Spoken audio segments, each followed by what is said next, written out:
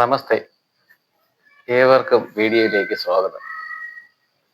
ഇന്ന് നമ്മുടെ ധ്യാന വിഷയമായി തിരഞ്ഞെടുത്ത വിഷയം ഹിന്ദു, ക്രിസ്ത്യൻ, ഇസ്ലാം മതങ്ങളിലെ ഒരേപോലെ കാണപ്പെടുന്ന മഹാപ്രളയത്തെക്കുറിച്ചും കപ്പലിന്റെ കഥയെക്കുറിച്ചുമാണ്. ഇത് കേൾക്കുമ്പോൾ നിങ്ങൾ അത്ഭുതപ്പെട്ടേക്കാം. സാധാരണയായി ഇസ്ലാമിലും ക്രിസ്ത്യനിലുമാണ് നിങ്ങൾ ഈ കഥ കേട്ടിട്ടുള്ളത്.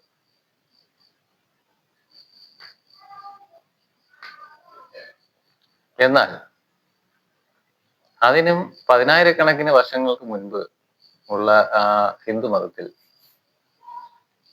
ഈ കപ്പൽ നിർമ്മാണത്തെക്കുറിച്ചും ബൈബിളിലും ഖുറാനിലുമൊക്കെ പറയുന്നത് പോലെ ജീവിക്കാൻ ആവശ്യമായ വസ്തുവകകൾ കയറ്റുന്നതുമായ കാര്യങ്ങൾ വിവരിക്കുന്നുണ്ട്. അപ്പോ ഇതെല്ലാം ഒന്ന് തന്നെയാണ്.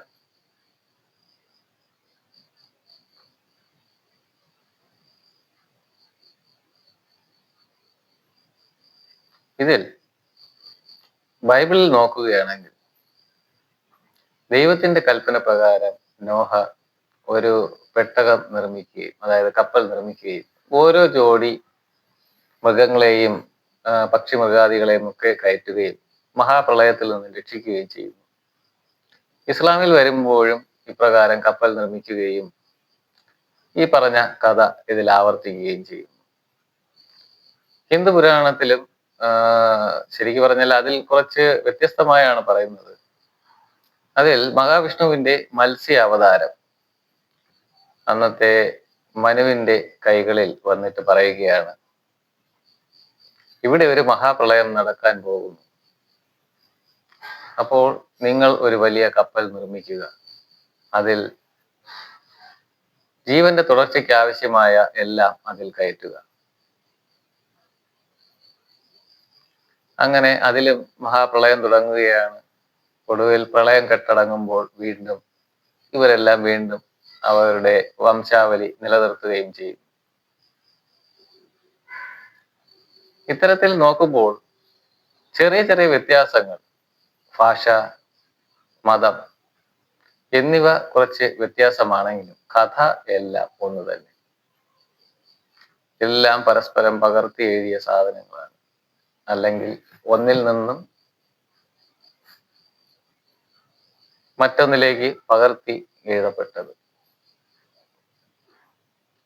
ഇതറിയാതെയാണ് ഈ മൂന്ന് വിഭാഗത്തിലും പെട്ട ആൾക്കാർ തമ്മിൽ തല്ലാനും വെട്ടാനും ഒക്കെ നടക്കുന്നത്.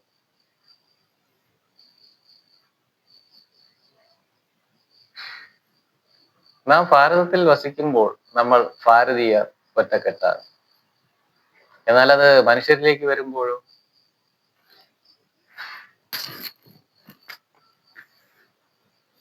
മനുഷ്യരെല്ലാം ഒന്നല്ലേ? അപ്പോൾ നമ്മൾ സഹോദരരെ പോലെ ജീവിക്കേണ്ടതല്ലേ?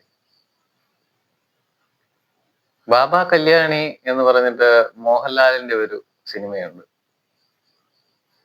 അതിൽ സായികുമാർ പറയുകയാണ്, ഈ 3 പുസ്തകങ്ങളും 3 ഷെൽഫിലായിരുന്നു, എന്നാൽ ഇപ്പോൾ അവ ഒരു ഷെൽഫിലാണ്.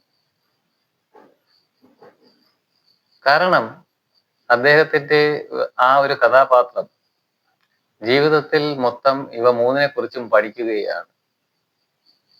ഇത് 3ഉം ഒന്നാണെന്ന് അദ്ദേഹം മനസ്സിലാക്കിയിട്ട് അവ ഒന്നിൽ വയ്ക്കുന്നു. ഇതെല്ലാം ഒന്ന് തന്നെ എന്ന ആ ഒരു ബോധം അദ്ദേഹത്തിന് ഉണ്ടാവുന്നു.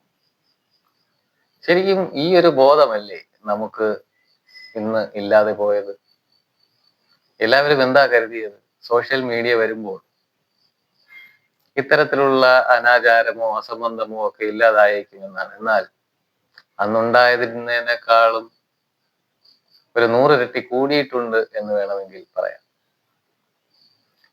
അപ്പോ ഓരോരുത്തരും ചിന്തിക്കൂ, ഇതൊക്കെ ഒന്ന് തന്നെയാണ്, എൻ്റെ മതം വലുത് എന്നാർക്കും അവകാശപ്പെടാൻ എൻ്റെ അഭിപ്രായത്തിൽ അതിൻ്റെ ഒട്ടും ആവശ്യമില്ല. നാം അകാര ഉകാര മകാരം, അതായത് ഓംകാരം, ഈ ഓം എന്ന് പറഞ്ഞാലും ഓം, ആമീൻ, ആമേൻ എല്ലാം ഒന്നാണ്. ചെറിയ വ്യത്യാസത്തോടു കൂടി അവതരിപ്പിച്ചു എന്നല്ലാതെ ഇത് ഒരു വലിയൊരു കാര്യമേ അല്ല. നിങ്ങളുടെ മുന്നിലെത്തിയിട്ടുള്ള ഗുരുക്കന്മാർ നിങ്ങൾക്കൊരു പ്ലാൻ തന്നിട്ടുണ്ടാകും. പക്ഷെ അതിന്റെ കൂടെ മറ്റ് മതവിശ്വാസികളെ ഉപദ്രവിക്കേണ്ട കാര്യം യഥാർത്ഥത്തിലില്ല.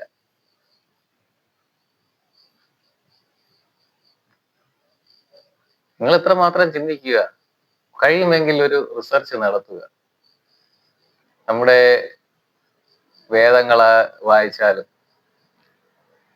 പഴയ നിയമം വായിച്ചാലും ഖുർആൻ വായിച്ചാലും ധാരാളം സാമ്യങ്ങൾ അതിൽ കാണാവുന്നതാണ്. അപ്പോ ഇതെല്ലാം ഒന്ന് തന്നെ എന്ന് പറഞ്ഞുകൊണ്ട്, നാം എല്ലാം സഹോദരങ്ങളാണെന്നും പറഞ്ഞുകൊണ്ട്, എല്ലാ മതവിദ്വേഷങ്ങളും കളഞ്ഞ് നമ്മുടെ ശരീരത്തെയും മനസ്സിനെയും നേരിട്ട് ഈശ്വരനിലേക്ക് ലയിപ്പിക്കുന്ന യോഗ പദ്ധതി എല്ലാവരും ചെയ്യണമെന്ന് പ്രാർത്ഥിച്ചുകൊണ്ട് നിർത്തുന്നു. നന്ദി, നമസ്കാരം.